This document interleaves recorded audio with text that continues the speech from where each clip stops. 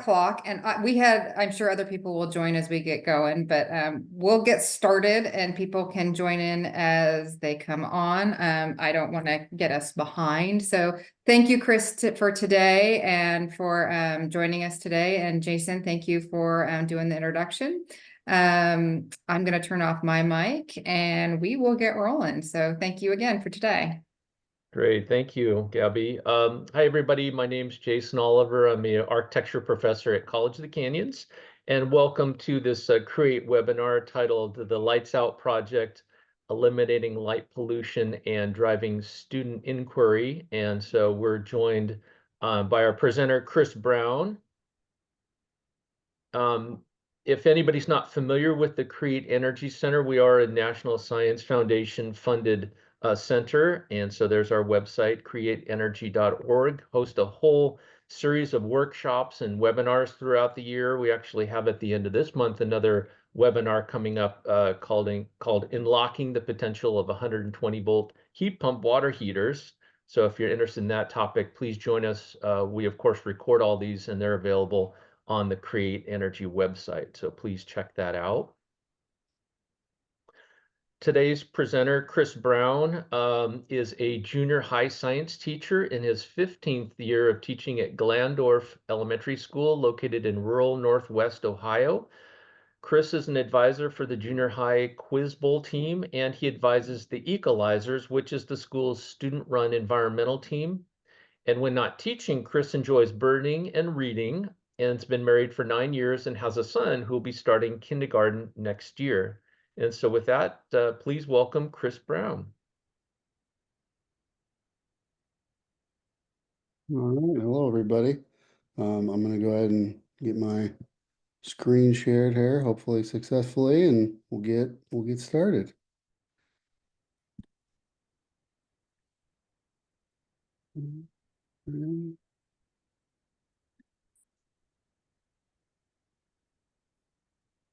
All right, everybody see that okay? Yeah, looks good. Thank you. All right, awesome. So as Jason said, my name is Chris Brown. I'm a junior high science teacher. I teach 7th and 8th grade at Glandorf Elementary, and that is in Northwest Ohio.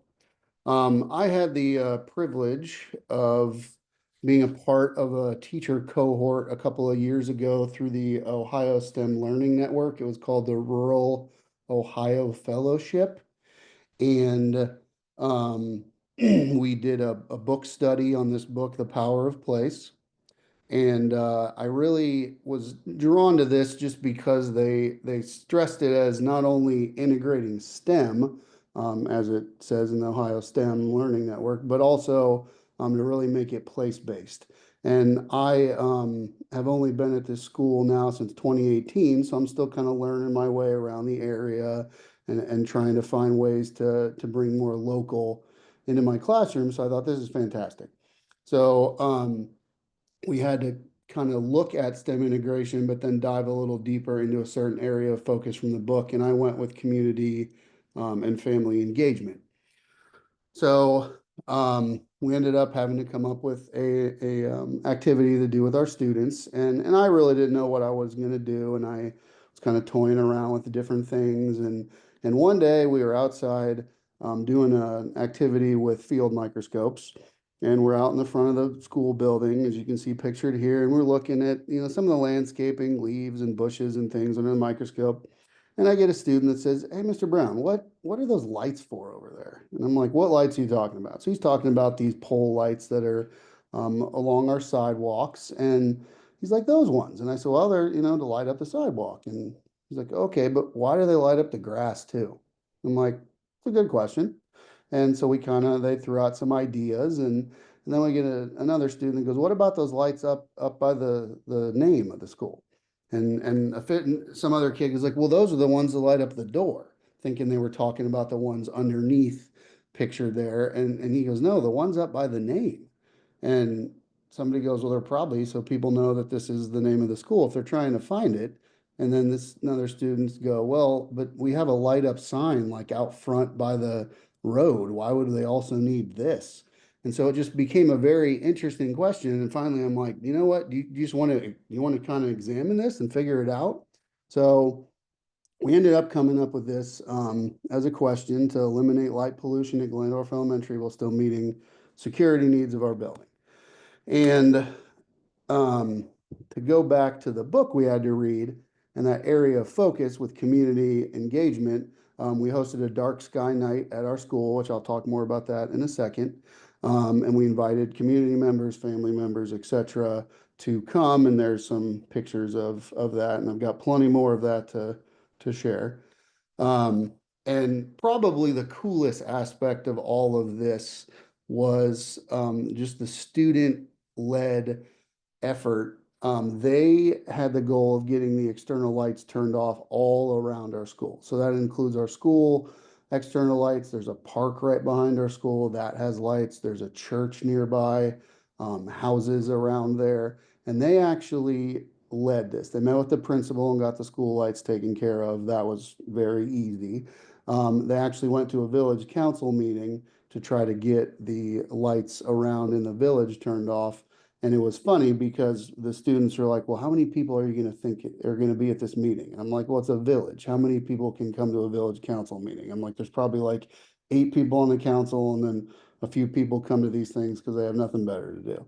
Those 3 boys walked in, and there was standing room only, probably 75 to 100 people at this meeting because of there was a zoning issue that they were talking about, and everybody was up in arms. So they all turn around and look at me with these just wide eyes, like, you said like 10 people. And I'm like, you'll be fine, you'll be fine. And they got up there and they just did amazing. They were definitely nervous and shaking, but they said what they had to say. The entire town that was there was all on board, and it went through. They actually got the church maintenance man who was also there to turn off the church lights. We advertised it on the sign, but I mean, a ton of people heard it at the meeting. So that was a really cool moment for these students. So here's some pictures that we took with a drone to kind of see before and after shots. So there's what we're usually dealing with on and around our campus. And then here it is the evening of. So what they were able to accomplish was pretty amazing. And really this whole connection fell into place because we kind of got talking about, as we were planning this project, I just said, students, like, what do you feel like when you do these assignments and do these projects and you just get a grade? And then it goes in a pile, or it's stuck on a hard drive somewhere. And they really just said they wish that it mattered more. So that's when this all kind of came into place. And I told them about International Dark Sky Week, the goal of getting lights to turn off to benefit not only energy, but the environment with migrating birds and things like that. And that really is what I think drew them all to this, was like, we can actually absolutely make a difference. So they all kind of did their own areas of focus for research purposes. I had students create posters, I had students create presentations, simulations. Some of them focused in more on the energy aspect and the benefits of turning off your lights to save money. Some of them went more into the environmental impact with migrating birds and animals that come out at night and things like that. This bottom left picture in particular was probably my favorite thing. I had a couple of ladies that made inside this box, there's a divider in the middle, and on one side they have kind of, if you look up above in the other poster there where it says bad, and it's an uncovered light that shines all up in the sky. And then the one on the right here that says good, with the cover, they actually designed a little model of that in there so you could put your eyes up to those holes, and then they had switches on the sides where you would press the button and be able to see the difference of those 2 lights, which I thought was really cool. And a lot of people said that made all the difference in them understanding the effects of having that cover versus not. And I actually got students to show up to school after school hours in the evening voluntarily to actually start examining this a little more before they did their presentations and things. And so they used chalk and flags to mark out where the lights shine. Lots and lots and lots of chalk. We had students that came in more as the video and photography editors, as you can see there, lots of pictures. Some of these are taken by students actually. And we use light meters to measure what the light levels were, and they compared a lot of this to recommendations from different federal agencies. And then we actually came out the next day as a class during school and looked at where their chalk marks were. Thankfully, it did not rain. And they were able to look at things like percentages of cover, what areas are covered that they felt necessary, like parking spaces, and then what areas were not covered that maybe they felt necessary, and then what areas, like they mentioned the grass earlier, that they felt was kind of unnecessary coverage because people aren't generally walking in the grass. So some of the things you saw already to show the students learning, again, presentations and posters and things like that. But then the half a dozen students that really kind of took ownership of this and were the leaders of it, they decided that they wanted to speak at this dark sky night. And so they got up and did their own explanation of, the purpose, what they learned, things like that. And that was completely them. I didn't even know they were going to do it till that evening when they said, oh yeah, by the way, we're going to talk. So that was pretty great. And again, just another shot of the community and the support we got of that. It was their families, obviously, and then community members as well. So some benefits of this and kind of unexpected things. Again, the students speaking at the student count or the village council meeting were fantastic. They made it in the paper. I had a student who really struggled with a lot of speaking and sentence formation, and he actually wanted to be a part of the public speaking portion, which, initially I was hesitant, but after talking to his teacher, and he's like, I think it's a great idea if you're willing to have him. And I said, I'd be happy to have him. I just don't want him to go up there and embarrass himself. And he's like, well, let's see how it shakes out. And so the student went up there, did fantastic. I actually found out now he's in high school and he is on their student council. He's part of their debate team, which again, I can't say this was the thing that led to that, but I'm sure it helped build that confidence. And then you can see here we did end up seeing one star that night. It was a little too cloudy, but it was definitely still impactful, and it kind of had a party atmosphere when they got outside as those lights ticked off in the distance, and it was a pretty exciting thing. So as anything, when you embrace student inquiry, I think you're going to see these types of things, teamwork, effort, confidence, the willingness to want to do more, students stepping outside of their comfort zone. It was all fantastic from this viewpoint. And, again, people want to know as educators, like, well, how did you assess this? So I used the OSLN has a design challenge every year, and they have a rubric that goes with it. And so I just used that rubric. We had used it in class actually participating in the design challenge. So we just went ahead and used that again because they really were doing similar things that they would have done in a design challenge. And then just kind of listening to them and watching them at that dark sky night really kind of solidified what they were able to accomplish. And so this kind of led me back to that driving question of solving local problems. The students really felt that they, had voice and choice in this, and that they could make an impact. And that's what led me to kind of change my whole philosophy about teaching and really opened me up and led me to signing up for a cohort. I met a teacher from the PASS Foundation, which is out of Columbus, Ohio. And she had a grant and was trying to get more green education in schools, which I thought was fantastic. And so I said, yeah, sign me up. And one of the things is you had to start an environmental team at your school. And so I reached out to students and said, are you interested in this? And I got, as you can see, those 7 there on the left were my original founders of what they ended up calling the Ecolizers, which I don't know how they came up with it, but it stuck. And then this year you can see we added another 7 as these students are 8th graders on the left and will be graduating going into high school. So we needed to get some new students in to carry it on. And so how this worked is we completed actions throughout the school year, and I'll talk about a little bit more why on the next slide.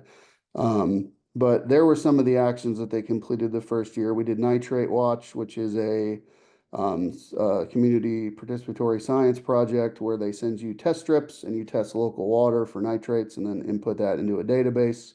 Water Insights is similar to that. You have to pay for the test strips for that one, and it tests more than just nitrates, and then you can again put that in the database.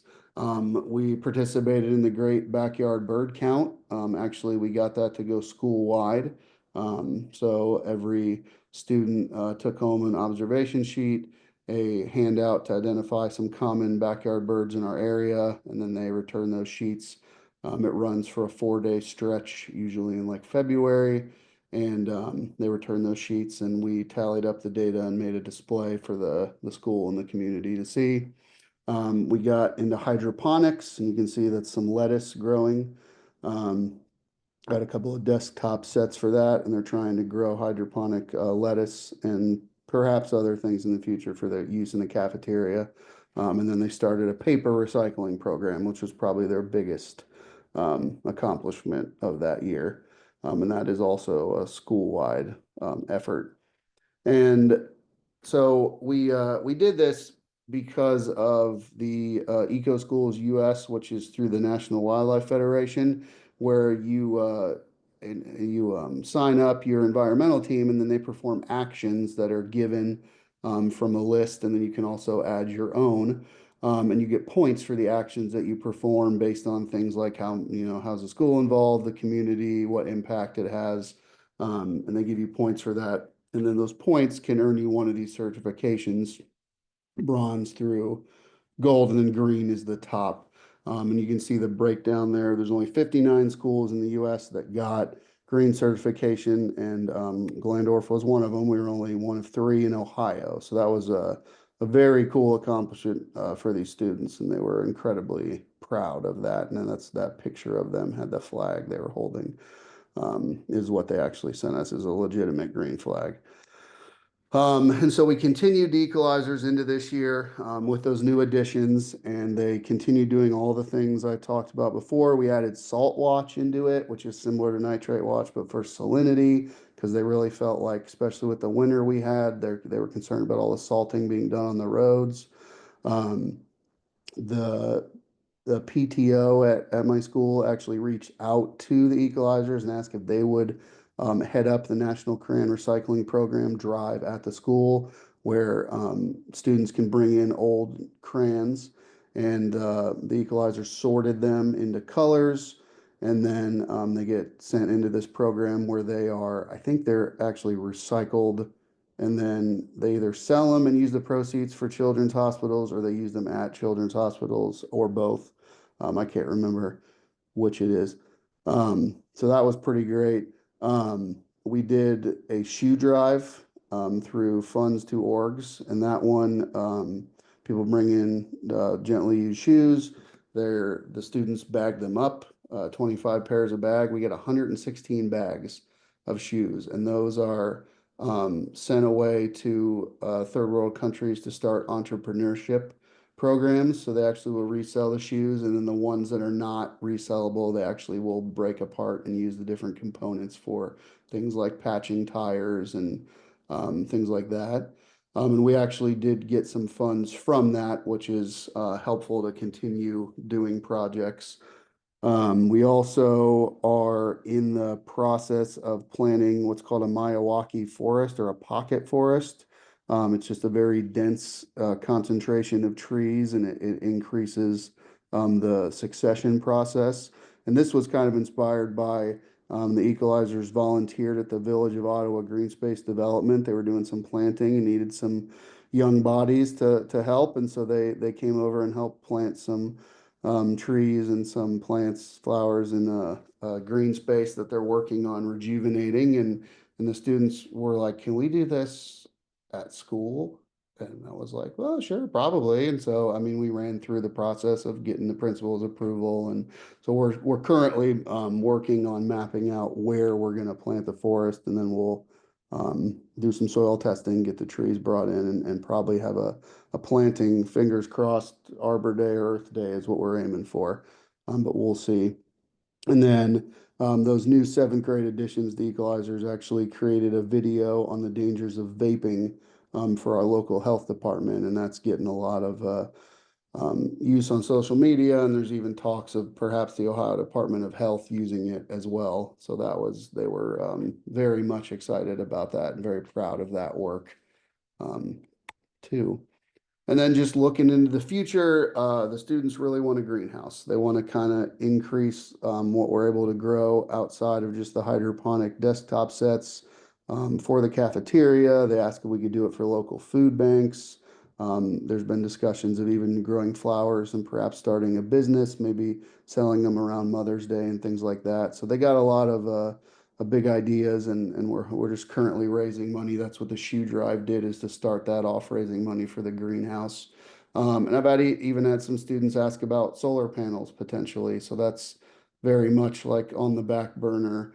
But they said the roof is very flat. It's very open and there's nothing really up there. And so some kids were like, what if we got solar panels? Our school has geothermal heating. Why don't we just, continue to go with the renewables? And so again, I fully support that, and it ties in well with things that we do in class. And then, the equalizers just kind of fill in the gaps with what they do.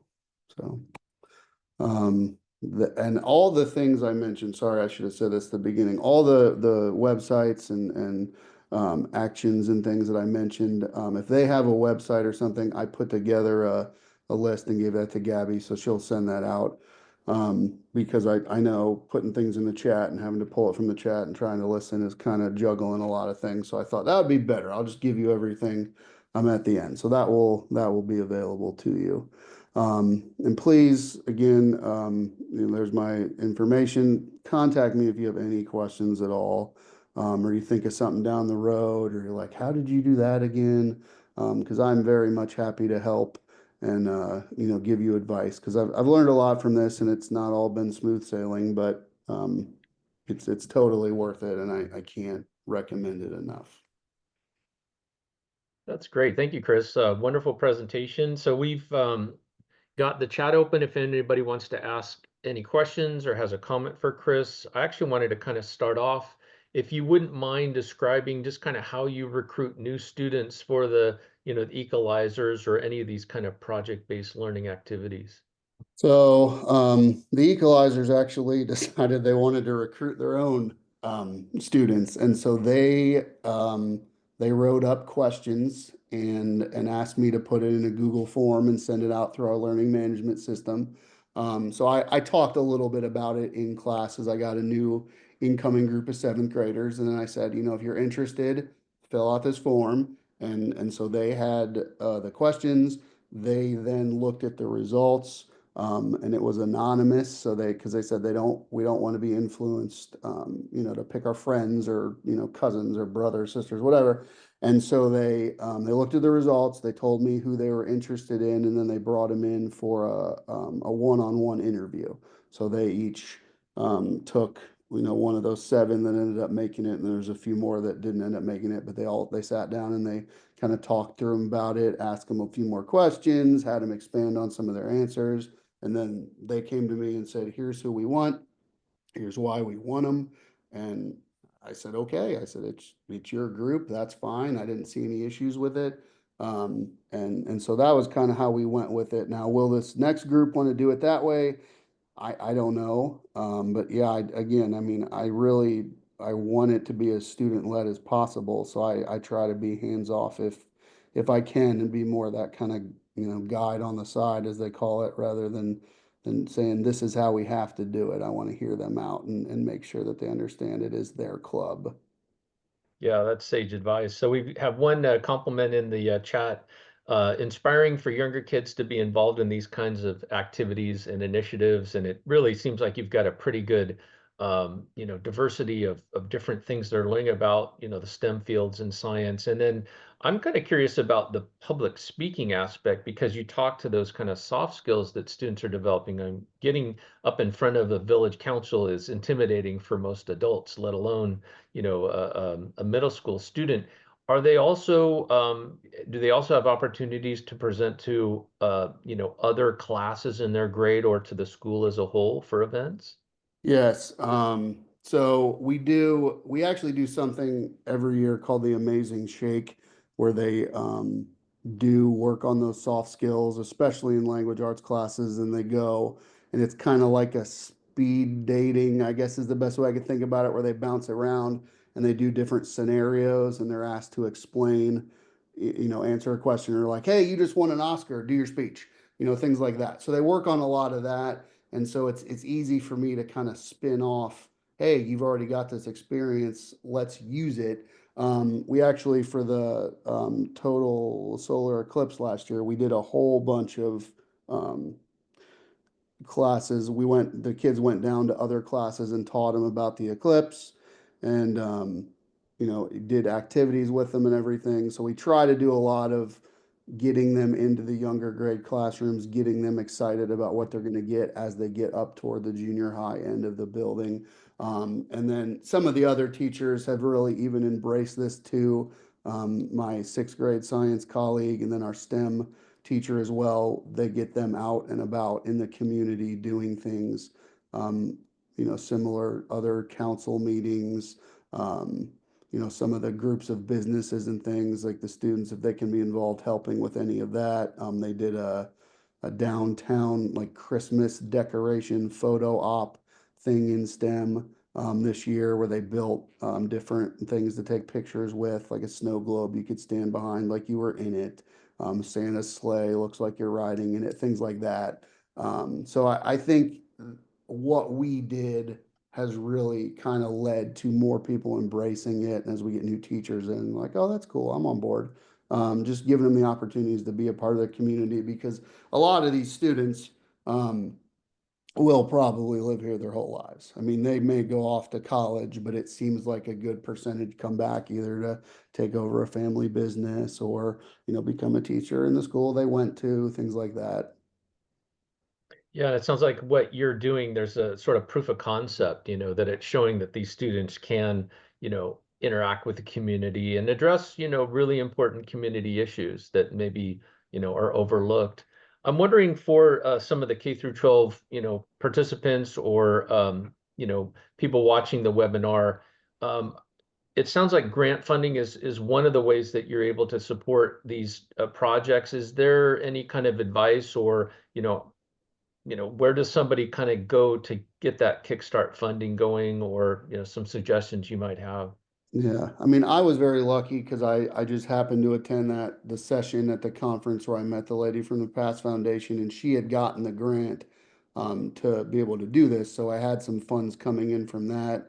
Um, but yeah, it very much is. I think reaching out to the community, we found that community businesses are very receptive in donating and being willing to help. I mean, fortunately for me, a lot of the businesses around here are run by families who have students at the school. So it's kind of like we give you money, your own kids pay off on it. And that's, so that's pretty nice.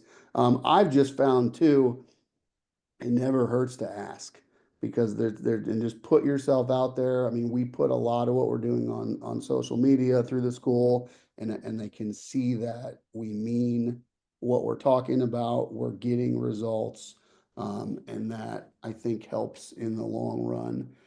I know with, what's going on in the world, maybe all the grants aren't always going to be available that have been, but I've found there's a lot out there that really want to help. And if you have the opportunity to attend any conferences, especially science conferences, because that's what I teach, so that's what I go to. But I've found there's just great being able to walk through the booths and talk to people because you'll find, hey, there's a grant that most people don't know about. We want to give this money away.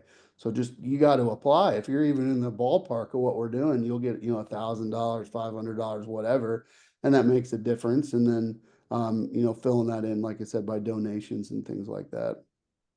I'm wondering too, as you kind of think about broadening the pipeline, these students that are obviously matriculating through the program are going to go on to the local high schools. And, is there in the future some ability to collaborate with, the high school programs or even local universities or community colleges? Yeah, I think so. We do some other collaboration with the high school for different things, so I think there's potential. I'm kind of hoping as more of my environmental students go to the high school, that they may want to continue this at the high school level. And they've asked me, they're like, is there an environmental club at the high school? And I said, I don't know.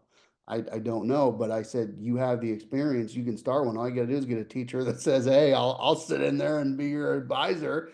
I said, they'll take that stipend, I'm sure, for doing that. But I said, yeah, I said, totally. You just got to ask. I said, I think they've seen your work, and that speaks for itself. You just got to get somebody to be your advisor and figure out how you're going to get funds to do these things. But I'm like, you've done the hard part. You've done it. You've been successful. So I'm hoping some of them do keep it going, and then in the future we can do collaborations. Yeah, and it sounds like they are leaders and probably will advocate for themselves and their education. So that's really inspiring, definitely. Okay, well, if, we don't have any other questions. Just want to thank you, Chris, for your presentation. Really insightful, really inspiring. And we obviously will be happy to relay any other questions that people might have to you. So feel free to reach out. Thank you for joining us today. Thank you, everybody. Appreciate it. Thank you, Chris. Thank you, Jason. Take care. Thanks. Have a good one.